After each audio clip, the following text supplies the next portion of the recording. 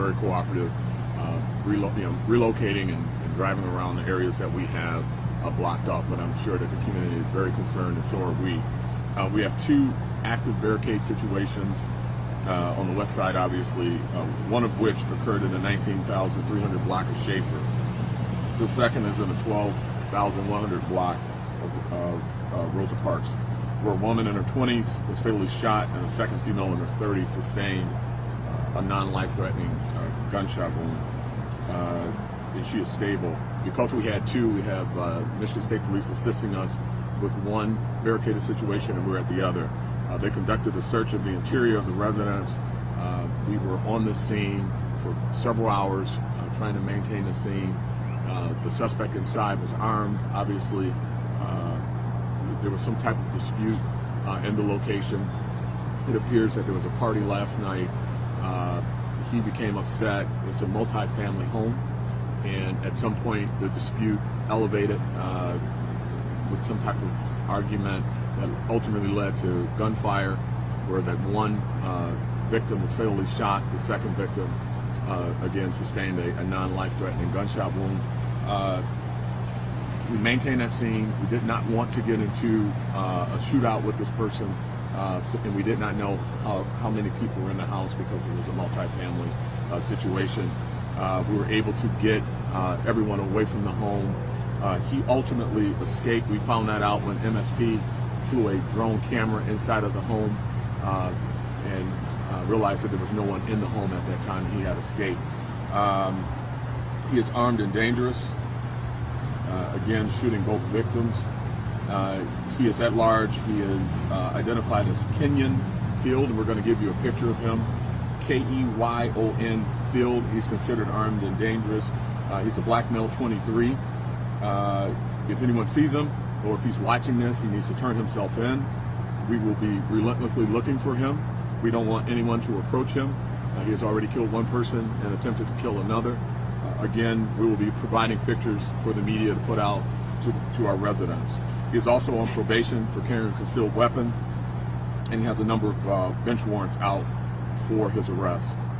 We have made contact with him to no avail, so we are still at this point looking for him. Again, more to come on that one, but he's considered armed and dangerous, and if he's watching, turn yourself in. We're not going to stop looking for you. The second situation is the Schaefer and Linden situation. So we have a situation here where there was some type of fight inside the home with our suspect, who was also recently released from prison for a violent crime. He and his girlfriend were inside of the home. There was two other visitors inside of the home. My understanding is there was an argument, some type of fight with his girlfriend over someone she was entertaining that he didn't approve of. He assaulted her. He beat her severely. We were able to negotiate with him all night to get him out of the home.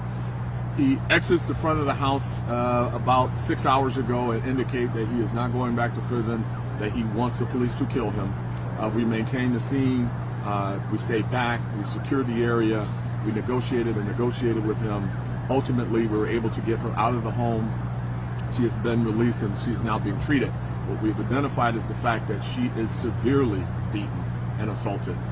She was pistol whipped and more significantly assaulted beyond that I'm not going to get into, but we're going to be conveying her to the hospital. This just recently happened with getting her out of the home.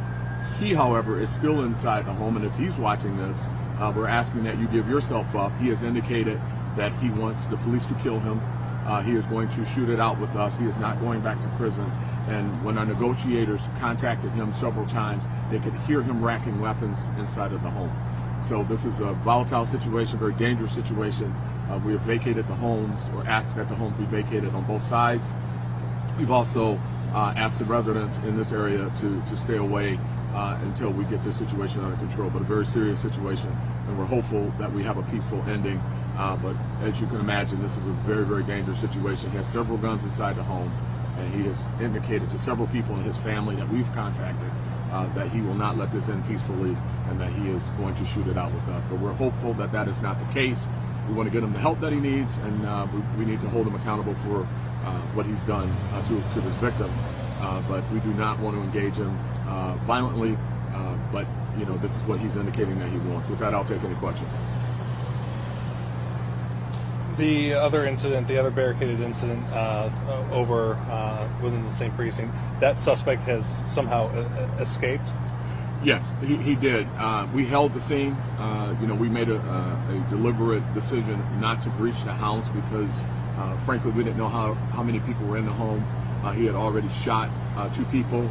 We did not want to have to engage in a firefight not knowing what's on the other side of the door. It's a multi-family home. Innocent people are inside the home that have zero to do with what he did, and if we engaged him based on his commentary, we knew that we would likely have to be engaged in a firefight. So we made a decision to hold and not breach, and that's what we did. When MSP flew their drone inside, he had escaped. So we know that he is armed and dangerous, and that he is roaming the streets, and we've got assets out there looking for him right now. And then this standoff right here as well. The suspect who's inside that house right now has multiple weapons, not just that one handgun? It's our understanding in our debrief is that he has multiple weapons. He is a violent felon, and he severely beat his acquaintance, and she's indicated to us that he is not coming out of there without a firefight with police. Again, we don't want that. We want to resolve this peacefully, and we want him to give himself up. But according to her, that is not what he wants. According to his own words, that is not what he wants. All right, thank you. Okay, thank you.